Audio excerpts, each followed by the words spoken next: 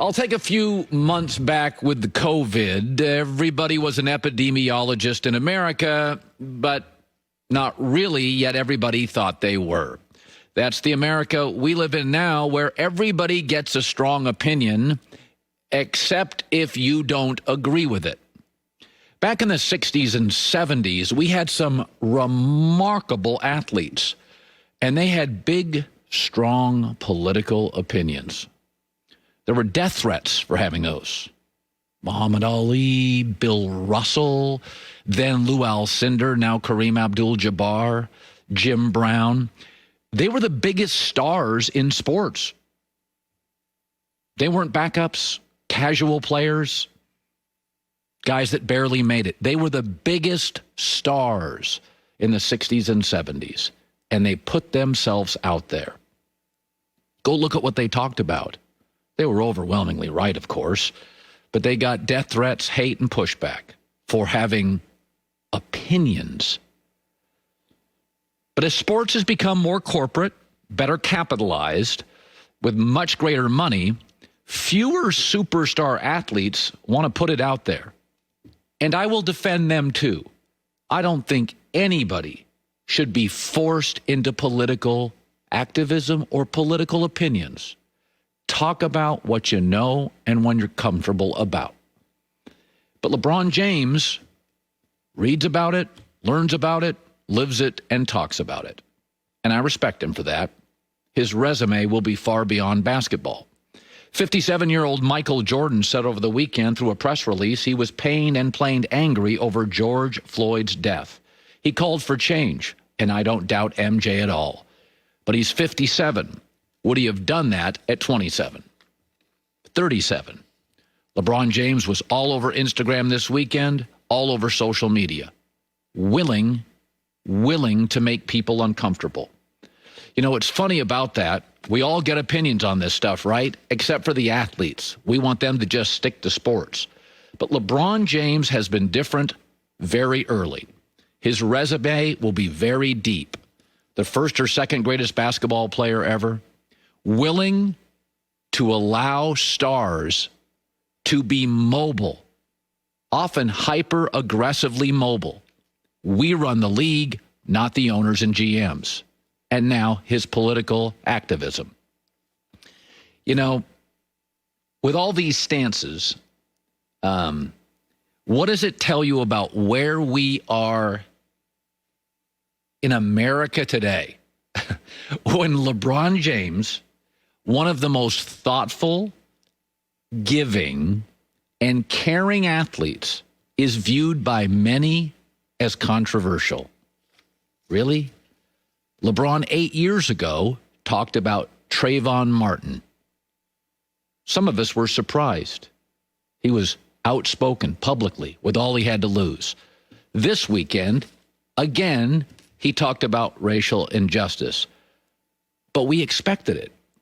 He was right then, and he's right now. LeBron has always been more than just an athlete. And he is now a gateway for other star athletes if they feel comfortable to talk about it. This weekend, I watched Los Angeles TV, so I'll just speak to that. Tip of the cap to the reporters and photographers who are now too often in many cities the enemy of the public. No, not really at all. They did remarkable work. And let's not get it twisted. 99% of the people I saw in Los Angeles were loud and right and protesting. And then 1%, maybe less, were looting. I can't defend that. I do not believe blowing up, burning down, and smashing the windows of a couple, a family that owns one small business and barely got through COVID paying their bills. I can't justify knocking down their business. I can't. But again, 99% of the people in Los Angeles were peacefully protesting.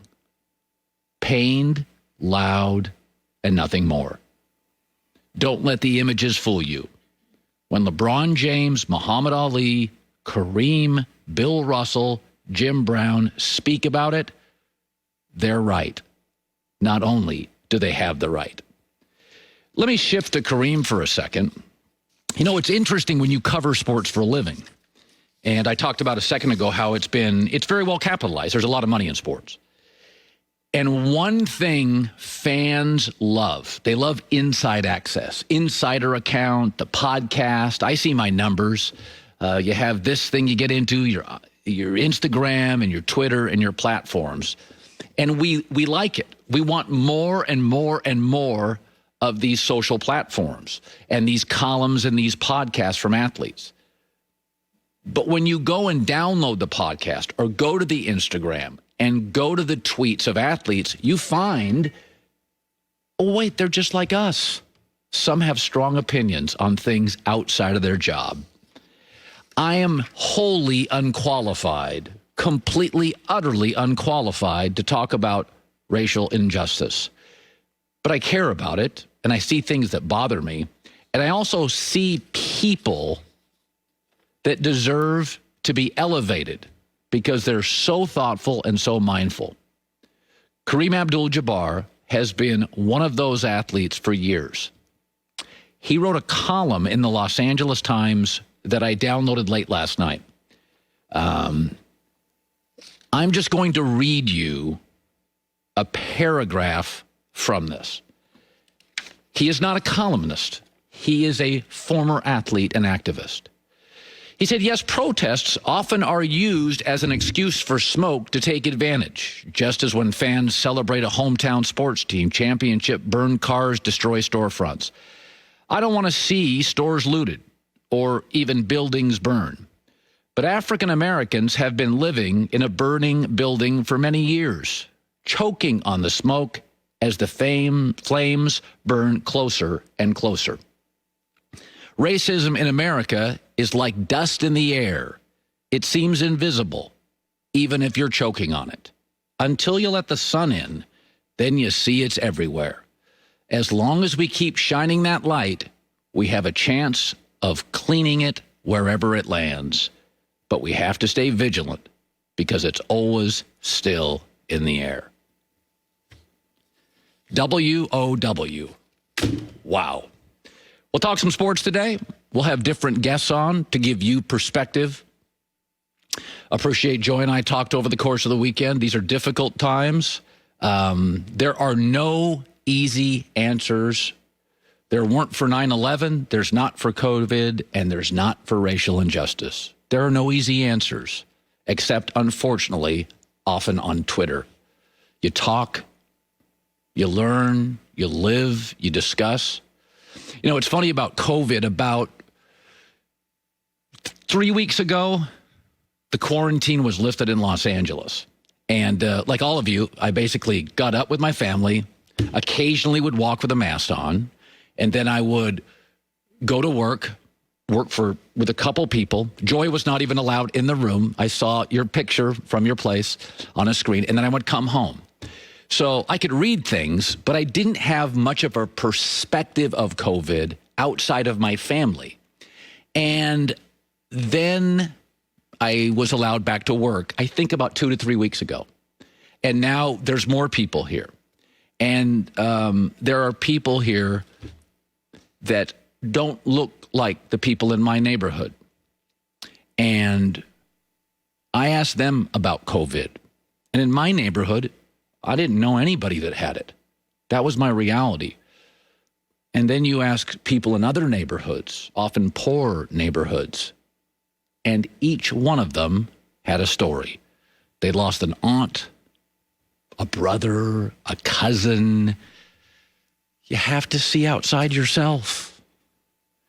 I don't buy into shut up and dribble. I do think athletes deserve opinions. I do also believe I have a right to listen or ignore. But to deny athletes the right to speak, they are so uniquely qualified to speak. Think about this in America. Most pro athletes grow up with very little money, influence, or power. And then they suddenly get lots of it by 27 years old. There are not many professions that happens in America. If you look at what they've faced, what they deal with, what they worked for, what they earned, and what they become, I'm not sure there's anybody in America at 28, 29 years old more qualified to talk about it.